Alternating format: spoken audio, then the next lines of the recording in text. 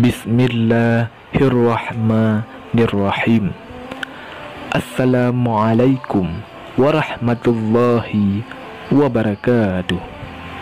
Innal hamdalillah nahmaduhu wa nasta'inuhu wa nastaghfiruh wa na'udzu billahi min syururi anfusina wa min sayyiati a'malina. May yahdihillahu fala mudhillalah wa may yudlil fala hadiyalah.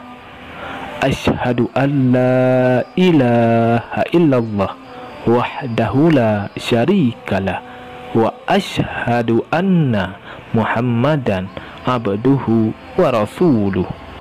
Allahumma salli ala sayyidina Muhammad wa ala ali sayyidina Muhammad.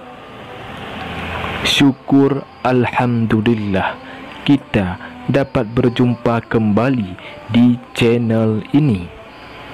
Harapan dan doa saya, semoga saudaraku semua yang menonton video ini selalu diberikan kesehatan, dilapangkan rezekinya, diampuni dosanya, dan dipanjangkan umurnya. Amin, amin, ya rabbal alamin.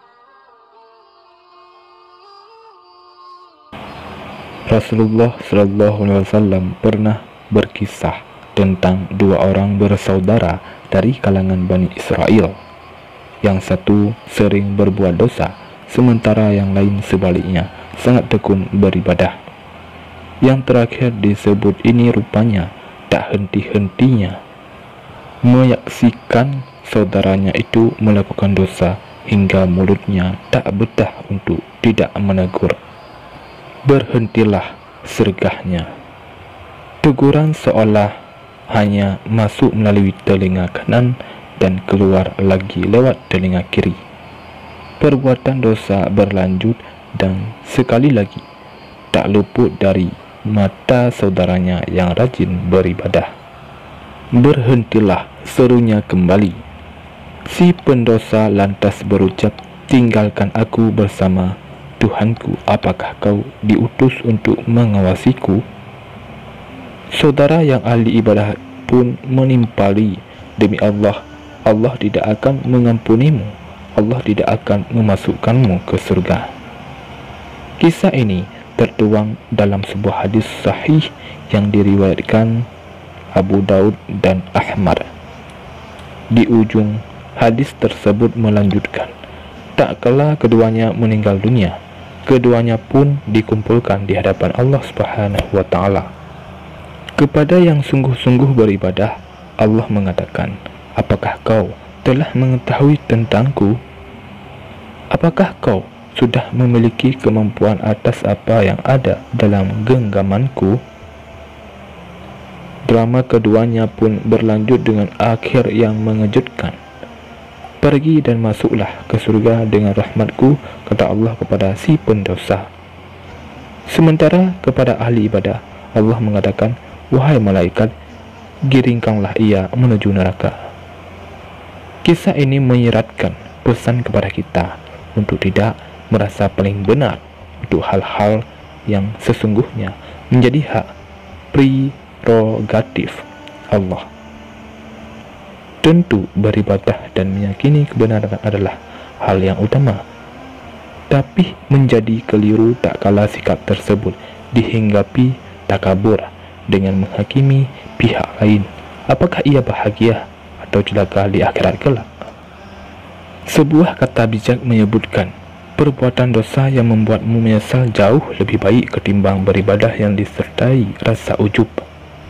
Hadis sahih lainnya yang diriwayatkan oleh Muslim menjelaskan peristiwa ini terjadi pada umat Bani Israel. Allah murka dan berkata, siapa yang bersumpah atas namaku bahwa aku tidak akan mengampuni orang itu. Dalam hadis sahih riwayat Bukhari, Rasulullah SAW pernah menegur seorang perempuan Ansar yang salihah bernama Ummala. Keluarganya menampung Utsman bin Maz'un, sahabat muhajirin yang terkenal ahli ibadah. Ketika Utsman wafat, dia berkata, "Rahmat Allah membersamaimu, wahai Abu Sa'ib. Aku bersaksi bahwa Allah telah memuliakanmu." Mendengar ucapan Ummala, Rasulullah menegur, "Dari mana kamu tahu Allah telah memuliakannya?" Allah Subhanahu wa Ta'ala kemudian menjelaskan bahwa orang boleh saja berharap seseorang diliputi kebaikan atau husnul khatimah karena rekam jejak perbuatannya, tetapi dia tidak boleh memastikan nasibnya. Karena itu otoritas Allah berharap dan mendoakan boleh, memastikan tidak boleh. Seandainya Ummala berkata, "Aku bersaksi kamu orang baik," tanpa mencatu otoritas Allah dan memastikan nasibnya, mungkin Rasulullah SAW tidak akan menegurnya. Rasulullah SAW kemudian mengajarkan prinsip tauhid tingkat tinggi dan bersabda, "Aku ini Rasulullah dan demi Allah aku juga tidak tahu nasibku." Ini tentu saja pelajaran bagi umatnya, karena Rasulullah telah dijamin oleh Allah dengan ayat.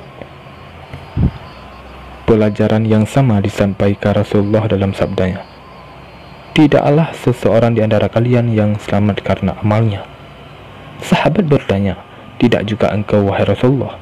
Nabi menjawab, "Tidak juga aku tanpa rahmat Allah menyelimutiku." Hadis riwayat Bukhari dan Muslim. Hendaknya disadari bahwa nasib manusia semua ada di sisi Allah, bukan di yang lain.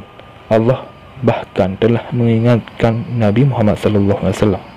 Allah Subhanahu wa Ta'ala berfirman, "Tidak ada sedikit pun wewenangmu dalam urusan mereka itu, apakah Allah menerima taubat mereka atau mengazab mereka." Quran Surat Ali Imran ayat 128. Demikianlah ahli maksiat masuk surga, ahli ibadah masuk neraka. Inilah penyebabnya.